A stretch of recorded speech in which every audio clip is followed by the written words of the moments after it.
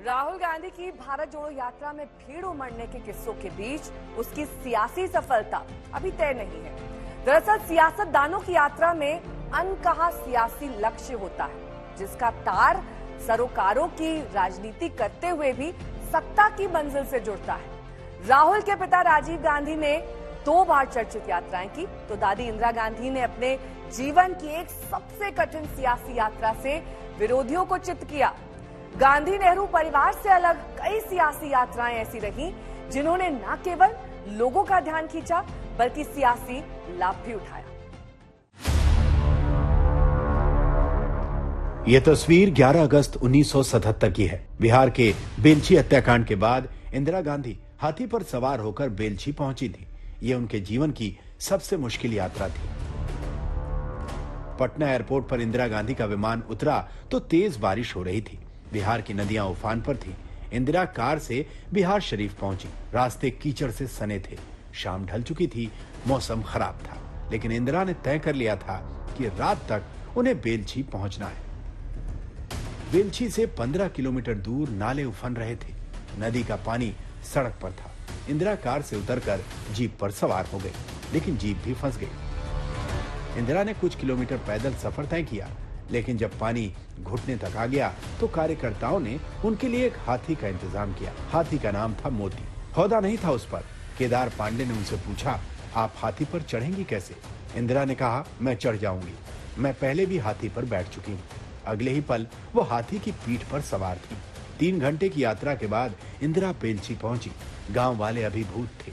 इंदिरा ने संवेदना जताई और गांव वालों ने नारे लगाए, आधी रोटी खाएंगे, इंदिरा को बुलाएंगे। इस छोटी सी यात्रा की चर्चा ने इंदिरा को लेकर फिर संवेदनशीलता पैदा की और फिर जनता पार्टी की अंतर्कलह के बाद 1980 के चुनाव में इंदिरा फिर सत्ता में थी।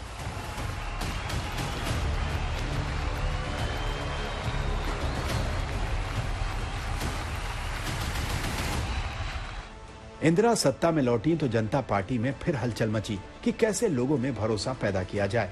जिम्मेदारी मिली चंद्रशेखर को। चंद्रशेखर की अगुवाई में कन्याकुमारी से 6 जनवरी 1983 को यात्रा शुरू हुई और 25 जून 1983 को दिल्ली के राजघाट पर खत्म हुई। यह मैराथन यात्रा 4260 किलोमीटर की थी। चंद्रशेखर की इस पदयात्रा का मकसद लोगों से मिलना, उनकी समस्याओं को समझना था।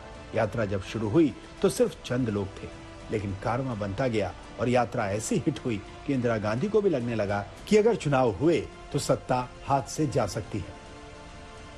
तमिलनाडु के एक गांव से गुजरते हुए चंद्रशेखर को लालटेन लिए एक महिला मिली, जिसने सीधा सवाल किया, पानी कब मिलेगा? भारत यात्रा पर चंद्रशेखर को सियासी लाभ मिलने की पूरी संभावना थी, लेकिन 1984 में इंदिरा गांधी की हत्या हो गई।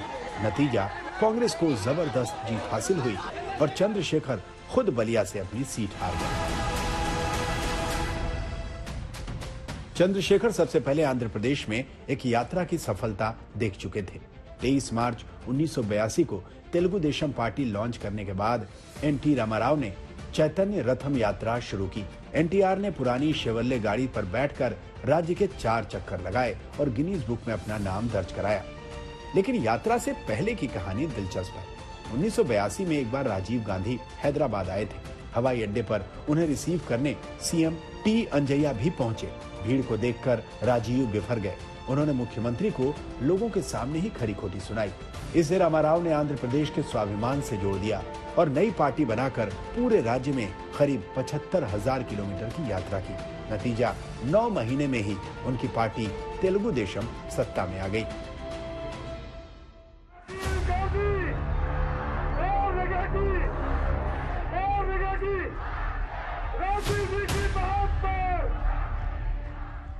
राजीव गांधी ने प्रधानमंत्री रहते हुए कांग्रेस संदेश यात्रा में हिस्सा लिया ताकि कांग्रेस संगठन को और मजबूत किया जा सके।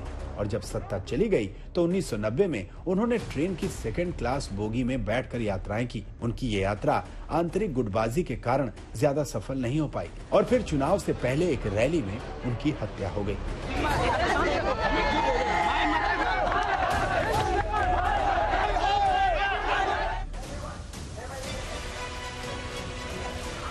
इससे कुछ साल पहले 1987 में कांग्रेस नेता सुनील दत्त ने पैदल भारत यात्रा की थी। यह सिख आतंकवाद का चरम दौर था। तब सुनील दत्त ने मुंबई से अमृतसर की यात्रा की थी, लेकिन इसका मकसद सियासी नहीं था।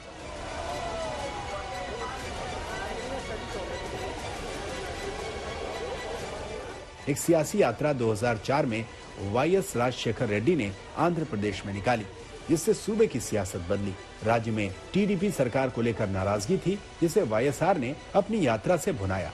1500 किलोमीटर लंबी ये यात्रा 11 जिलों से गुजरी और लोगों से संवाद करते हुए वाईएसआर ने भरपूर जन समर्थन पाया।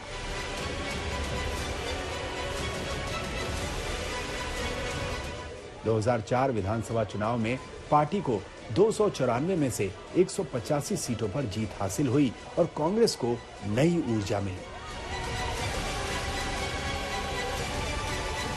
13 साल बाद 2017 में यही यात्रा दांव वाईएसआर के बेटे जगन मोहन रेड्डी ने चला। उन्होंने 6 नवंबर 2017 को कांग्रेस और टीडीपी की सरकार के खिलाफ बिगुल फूंकते हुए अपनी नई पार्टी को सहयोग देने की अपील की और 430 दिन लंबी यात्रा शुरू की। 2009 में हेलीकॉप्टर क्रैश में वाईएसआर रेड्डी के मारे जाने के बाद कांग्रेस ने उनके बेटे जगन को सीएम बनाने से इनकार कर दिया था, जिसके बाद जगन रेड्डी ने वाईएसआर कांग्रेस पार्टी बनाई और एंटी इनकम्बेंसी को देखते हुए प्रजा संकल्प यात्रा निकालने का फैसला किया। यात्रा के बाद 2019 लोकसभा चुनाव में राज्य की 25 में से 22 सीटों पर वाईएसआर कांग्रेस की जीत हुई, जबकि विधानसभा चुनाव में 175 में से 152 सीटें जीतकर जगन सरकार बनी।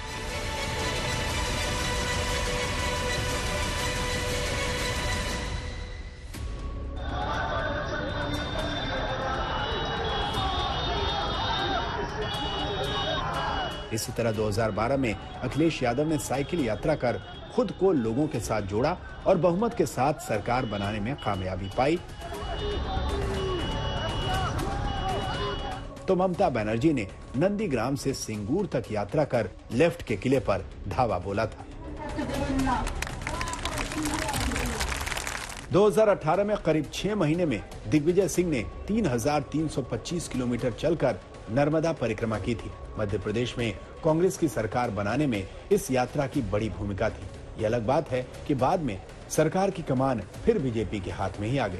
राजनेता जब विपक्ष में होते हैं तो उन्हें यात्राएं ज्यादा रोमांचित करती हैं, क्योंकि तब जनता से सीधे जुड़ना जरूरी भी होता है और मजबूरी भी। राजनीति का आखिरी सच सत्ता है, और जिन राजनेताओं ने यात्रा की कहानी में अपने किरदार को अपनी जिजीविषा, संवाद और अंदाज से लार्जर देन लाइफ बना दिया, उन्हें लोगों का भरोसा जीतने में ज्यादा देर नहीं लगी। आज तक ब्यूरो।